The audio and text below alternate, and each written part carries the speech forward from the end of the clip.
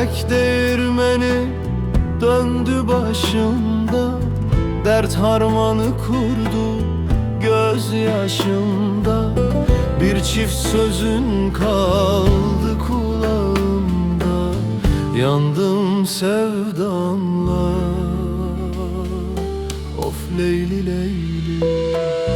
Bahtımın kapısı kilitli kaldı, gurbet çölünde ömrüm yol aldı.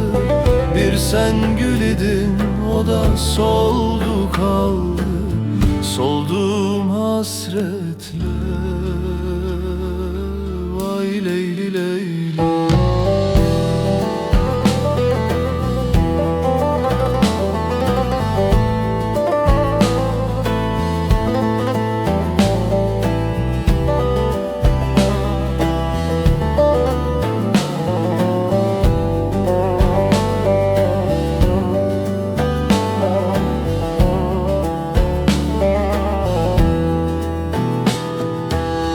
Dağlara yaslandım, sesim dönmedi. Yıldızlar şahidim, gece dinmedi. Adını andım da içim sönmedi.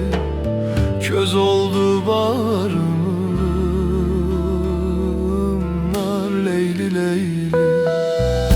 Ateşin düştü de yandı yüreğim, derman aradım, bulmadı hekim.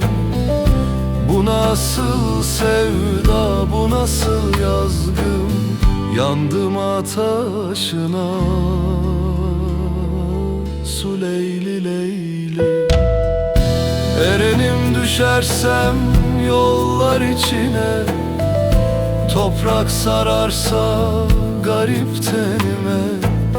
Bir tutam sevda koy göğsüme, sar beni ahınla. Leyli Leyli.